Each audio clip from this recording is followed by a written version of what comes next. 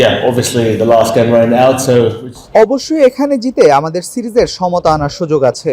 সবাই বেশ ভালো মেজাজে আছে, গত কয়েকদিনও ভালো কেটেছে, সবাই অনেক ইতিবাচক আছে।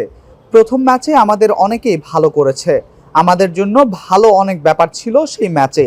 কিছু ক্ষেত্রে বোলিংয়ে, কিছু জায়গায় ব্যাটিংয়ে খেলাটা ভালোভাবে নিয়ন্ত্রণ করতে পারিনি আমরা।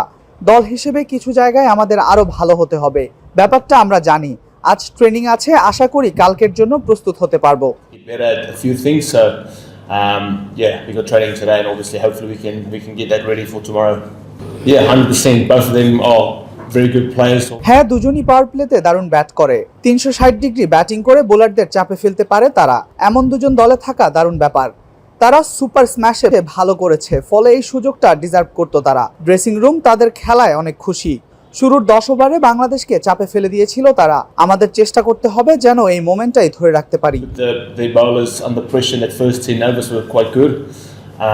But again, I think if us just making sure we take that momentum, that same momentum from the power play in that first game with the batting into this last one, and then hopefully we can get a good score again.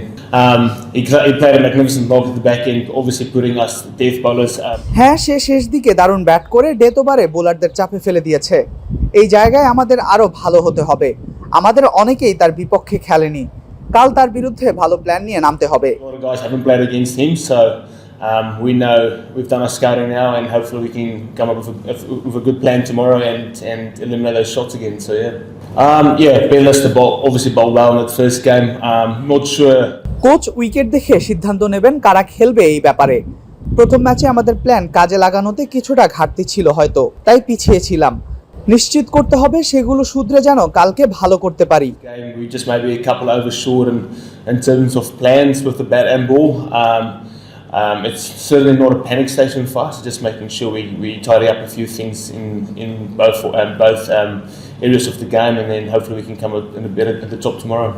Yeah, obviously it's quite cool to come to these tours and experience a different part of the world. হ্যাঁ, এমন সফরে আসতে পারা দারুণ ব্যাপার। দুনিয়ার নানা জায়গায় খেলার অভিজ্ঞতা হচ্ছে, পারফরমেন্স নিয়েও আমি খুশি।